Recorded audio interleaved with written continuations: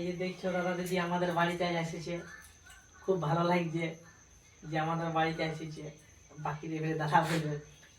তো আজকে একটা খুব সুন্দর শুটিং হইলো, রাতের শুটিং। তো আস্তিক দিমান অফিসিয়াল আসবে, ভিডিওটা নজর রাখবেন। আর আজকে এখানে এসে খুব ভালো লাগলো, খুব সুন্দর অভিনয়ও করলো। হ্যাঁ, তো তার আগের দিনে রাতের শুটিং ছিল উমেশ দো এখানে। তো এই দুটো ক্যারেক্টার এখন নতুন আপনাদের আশা ভরসাতে আসছে, এই লাইনে পা রেখেছে।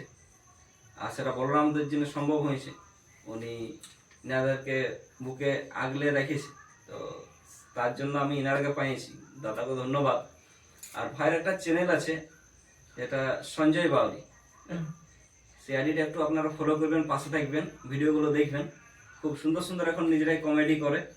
হ্যাঁ, আর ফলো করতে চ্যানেলে ভুলবেন নাই, আমাদের খুব কাছের মানুষ, প্রিয় মানুষ। আর এইগুলাকে নিয়ে এখন অনেক দীর্ঘদিন পথ চলার এখন চিন্তা ভাবনা রেখেছি।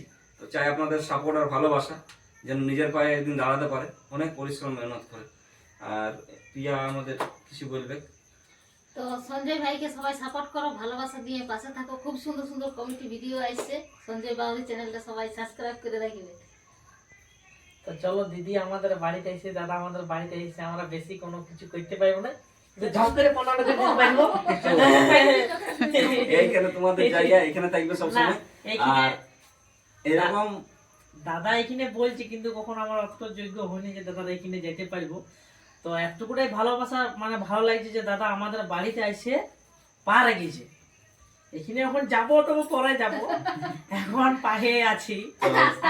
আমার দিদি আছে আমাদের সামনে। তো কেউ নিরাশ হবেন নাই, যারাই প্রতিভা থাকবে, ট্যালেন্ট থাকবে, সে কোনোদিন লোকাই থাকবে নাই, একদিন পরিস্ফুটিত হবে কি। আর সেই সব বন্ধুদেরকে নিয়ে একদিন মানে শুট আসবো, নিয়ে আসবো, ভিডিও করবো। সেটা আমাদেরও ভালো লাগে যে কাউকে নিয়ে আগে বাড়িতে সাথে পথ চলতে। তো এই ভাইগুলোকে এখন পাইছি, এনাদেরকে নিয়ে এখন কাজ চলছে।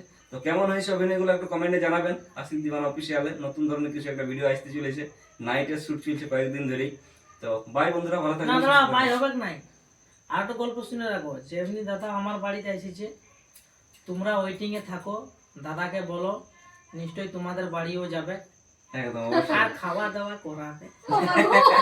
বলেও না কেন রাতে চলে যাচ্ছি, আসছে বুঝছোই তো, তারপরে তেল খরচা করছে দাদা আমাদের।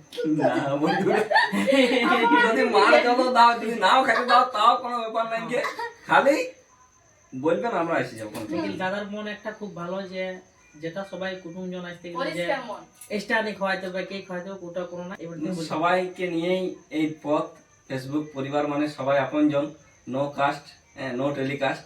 হ্যাঁ, সবাই সবাইকে নিয়ে পথ চলো, এগিয়ে চলো, সবাই প্রিয়জন।